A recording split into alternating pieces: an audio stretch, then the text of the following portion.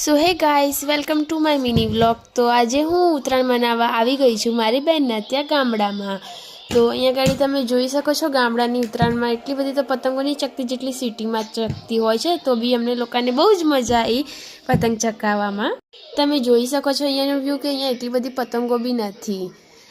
અને મેં બહુ જ પતંગ ચકાવી, કોઈ કાપવાવાળું બી નહોતું. 1-1.5 કલાક તો મેં પતંગ ચકાવીને થાકી ગઈ. અહીંયા ગાડી બહુ જ મને મજા ના આવી, પણ આવી થોડી બહુ મજા. પછી અમે લોકોએ પતંગ ચકાવી, પછી મેં અમારા ભાંજો, મને સૌથી વધારે એની જોડે બહુ મજા આવે, ભાંજા જોડે જ.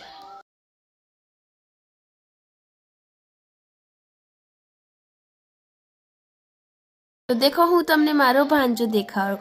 બહુ જ ક્યુટ છે અમારો ભાંજો. તો આ છે અમારો ક્યુટ ભાંજા.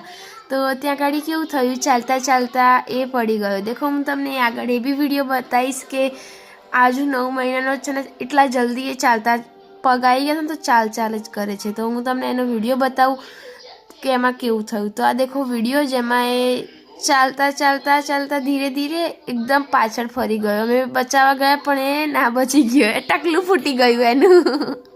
કેટલો સમજદાર છે, બહુ રોયો બી નહીં, થોડું રોઈને બંધ થઈ ગયો. બહુ સમજદાર અમારો ભાંજો છે. તો મળીએ આવા જ વ્લોગ માટે.